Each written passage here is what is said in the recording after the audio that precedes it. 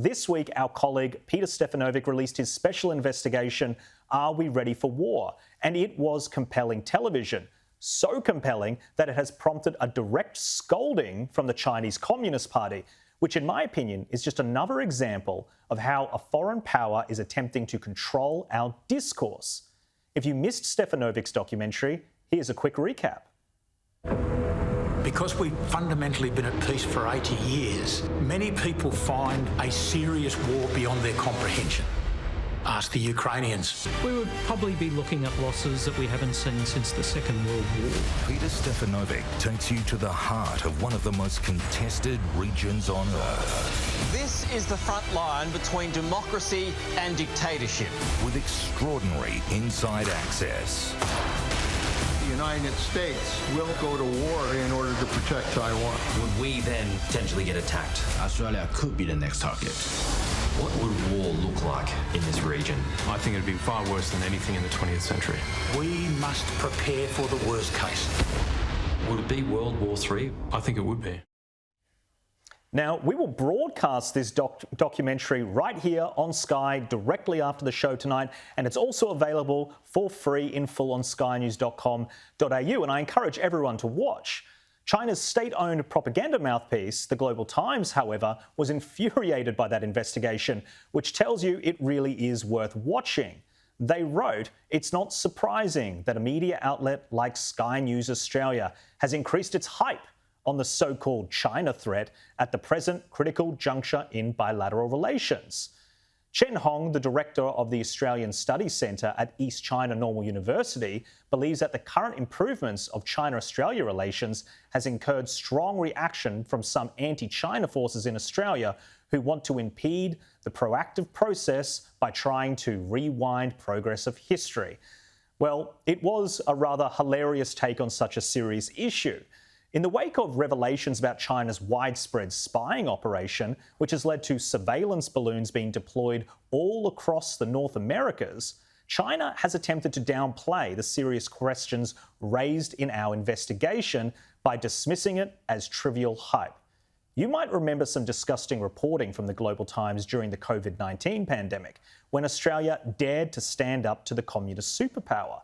They reported that Australians were nothing more than an old piece of gum stuck to China's boot. Talk about showing your true colours. China's hyperbolic and inflammatory criticisms of our documentary proves exactly why this sort of journalism is essential. When an authoritarian government wants to ban journalists from tackling these sorts of issues, that is precisely when we must continue with our reporting. Xi Jinping may control his media, but here in Australia, we do not answer to dictators. Daisy, I'm not sure if you caught the investigation, but in typical China fashion, what did you make of their inflammatory response? Well, you know what my favourite thing about this piece by the Global Times was, in addition to what you just mentioned? They literally were quoting what, in my opinion, are Kevin Ruddian conspiracy theories about the Murdoch press. That is how desperate this dictatorship is to sort of quell and discredit this report. They literally said that this right-leaning media, Sky News, have undermined and poisoned the Australian political environment, and that in October 2020, former Australian Prime Minister Kevin Rudd launched an online petition to call for an inquiry into, and they quote, abuse of media monopoly in Australia, in particular by the Murdoch media. That is a desperate Twitter-esque conspiracy theory that the CCC has packaged up and popped into this report, in addition to minimizing the balloon issue in the US, which was extremely serious. This wasn't a hot air balloon or a helium balloon. This was a spying device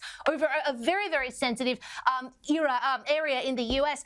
And look, furthermore, Jack, if the CCP here through the Global Times is worried about Sky News whipping up anti-China sentiment, I'm sorry. They need to look in the mirror, not just with COVID, which I think lowered most people's opinion in Australia of the Chinese Communist Party, but also the trade wars, things like the wine tariffs, not to mention their rampant human rights abuses that they regularly try to cover up. Sophie, what are your thoughts? I mean, to me, it really proves the point when you get such a visceral reaction from a foreign power saying, how dare you criticise us? How dare you ask questions?